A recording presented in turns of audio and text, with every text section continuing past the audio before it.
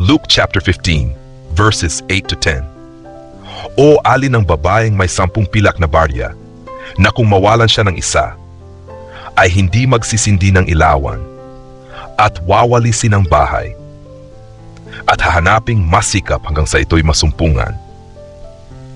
At pagka nasumpungan na niya, ay tatawagin niya ang kanyang mga kaibigan at mga kapitbahay, na sasabihin, makigalak kayo sa akin, sapagkat nasumpungan ko ang aking baryang nawala.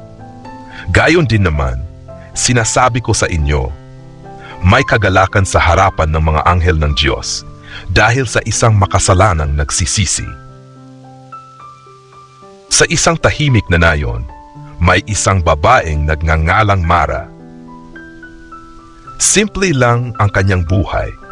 Araw-araw siyang nagtatrabaho at maingat sa bawat biyayang natatanggap niya.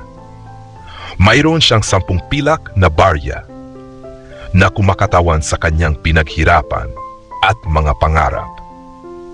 Isang gabi, habang binibilang niya ang kanyang mga barya, napansin niyang kulang ang isa. Hindi siya nagdalawang isip. Sinindihan niya ang lampara at sinimulang hanapin ang nawawala. Winalis niya ang sahig at sinilip ang bawat sulok ng kanyang tahanan. Kahit napapagod, hindi siya tumigil dahil para sa kanya, mahalaga ang nawawala. May mga sandaling gusto na niyang sumuko, pero pinili niyang magpatuloy. Hanggang sa isang sandali, may kumislap sa ilalim ng isang lumang kahon. Lumapit siya at doon niya nakita ang nawawala niyang barya. Napuno ng saya ang kanyang puso. Hindi niya napigilang ngumiti at mapaluha sa tuwa. Tinawag niya ang kanyang mga kaibigan at kapitbahay at sinabi, makigalak kayo sa akin sapagkat natagpuan ko ang aking nawawalang barya. At sa gabing iyon, napuno ng saya ang kanyang tahanan.